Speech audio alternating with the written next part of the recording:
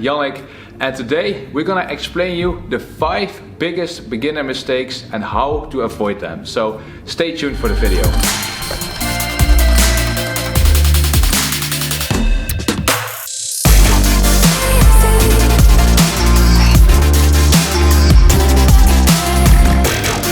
Alright guys, so welcome to the video, and as you can see we're just sitting down here because this is going to be an informational video, so please sit back and enjoy the video. So in today's video we're going to cover the 5 biggest mistakes by athletes who are just getting started with calisthenics. And most of the beginners don't even know that they are making any mistakes, and I'm very sure that after watching this video there's at least one mistake that you can relate to, and if you're going to improve this, you're going to improve your workouts. Yes, exactly.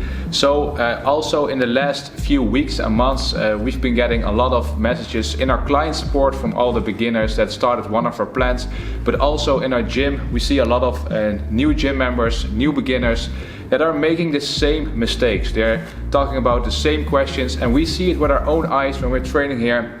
People making the same mistakes without even knowing it. So let's get started with the video. We're gonna start with the first point, and that is skipping the basics.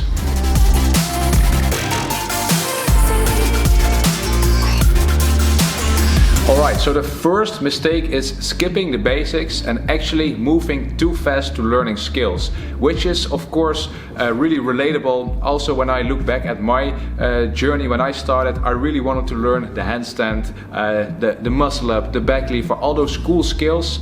I see that all the time here in the gym as well. People, they come here in the gym and do their handstands, do the back lever without even warming up and without even having a proper training experience in the basics. And of course I understand that you are excited, that you want to start with the skills, but it's actually not the most effective way to train.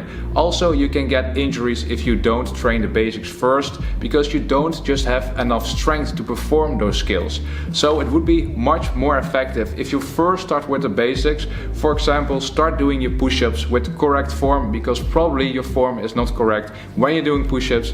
Do your pull-ups with correct form, do your dips, work on your straight arm strength when you want to do handstands, stuff like that. That's really important if you want to start with skills. But first, master those basics and really work on getting higher reps, more strength, and maybe after quite some time you will feel that you're getting stronger, and then you can start with training your skills, and then you will going way faster than you start with the skills beforehand.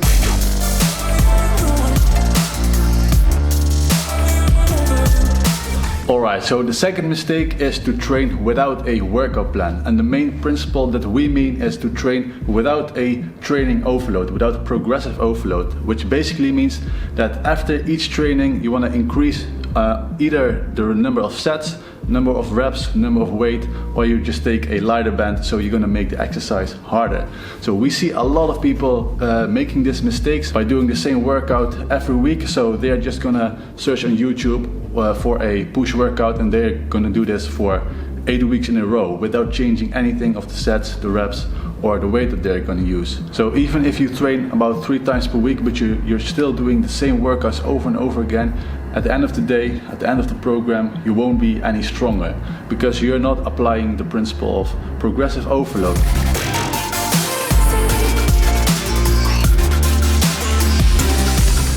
Alright, so the third mistake is training disproportional, and it has basically a little bit to do with Yannick said with mistake 2, don't working with a workout plan, because if you train disproportional, you're basically creating imbalances in the muscle groups that you are training.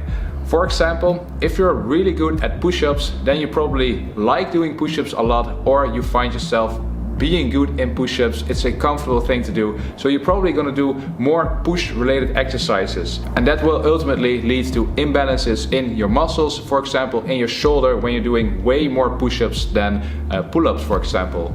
The same thing goes for training the core. That's actually one other big mistake, but it has slightly to do with training disproportional, because many beginner athletes that want to train calisthenics, they neglect training the core, which is actually the most important aspect to train, because the core connects the upper body with the lower body, which is really important with bodyweight training calisthenics. What we are doing, for example, if you're doing push-ups, you both need your pushing strength, but also your core that needs to keep your body in the right position.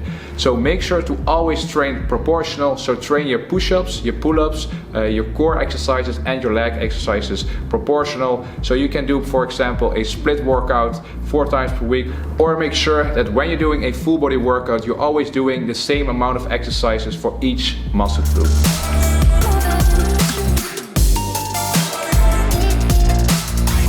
Alright, so mistake number 4 is that your training volume is too low or not in the right balance. And the training volume is basically made out of your training duration and your training frequency. And both of these aspects needs to be in the right balance.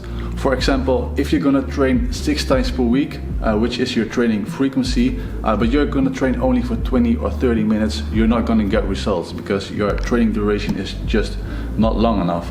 So on the other side, if you're gonna train once a week, but your training is gonna be 2 or 3 hours, that's also not in a right balance because you're just not having the right frequency to get results.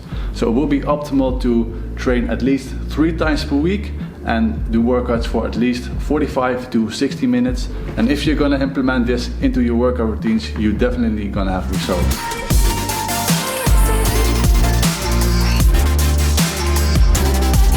Alright, so last but not least, mistake number 5 is not tracking your progress. So this mistake has to do with all the 4 previous beginner mistakes that we just mentioned. If you have covered all these mistakes, then the last thing that you need to do is tracking your progress, because if you know what you're doing, then you're making your results measurable. And if you measure your progress, your results, that will also lead to more motivation. For example, if I look back to my own journey, I've noticed that I trained in times that I didn't track my results and that I tracked my results. And at the times that I tracked my results, these were the moments that make the big difference for me personally, because then I was really motivated.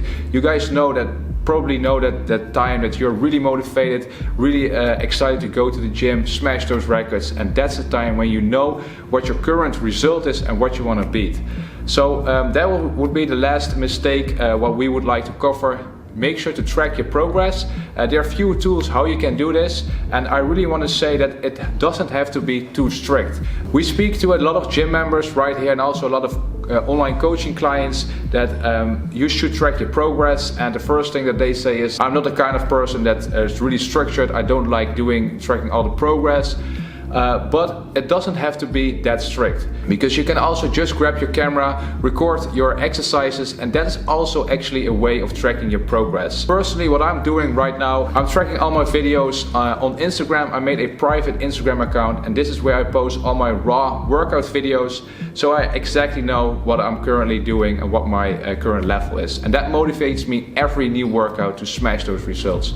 So that would be the last thing that we would advise you to do the same.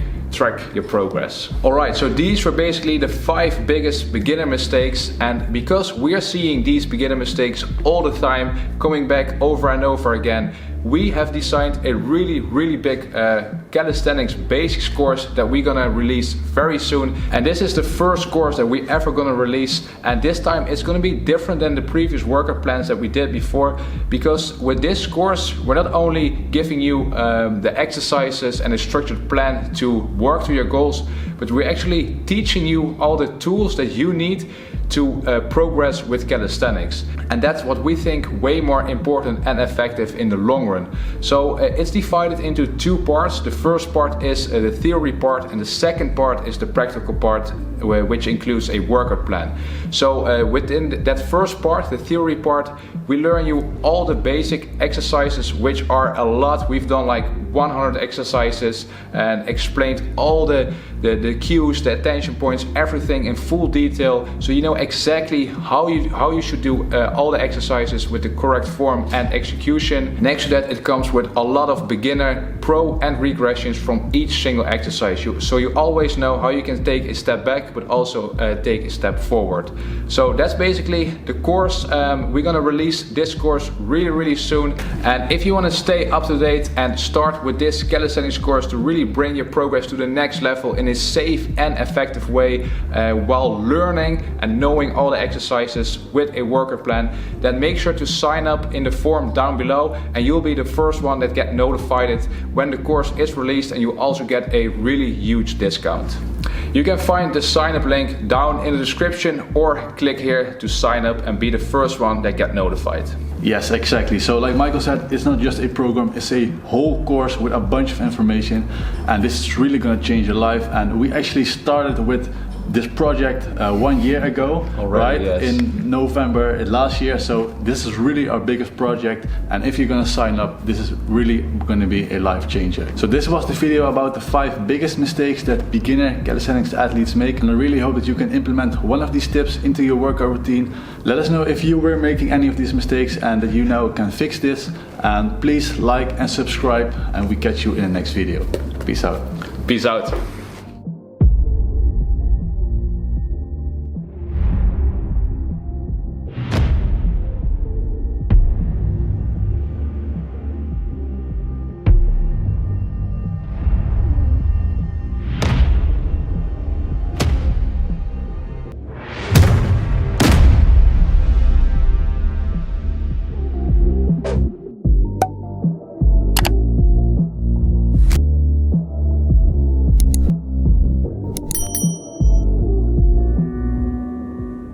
When I found Calisthenics Family, and they were offering this program plus the online coaching for a very affordable price.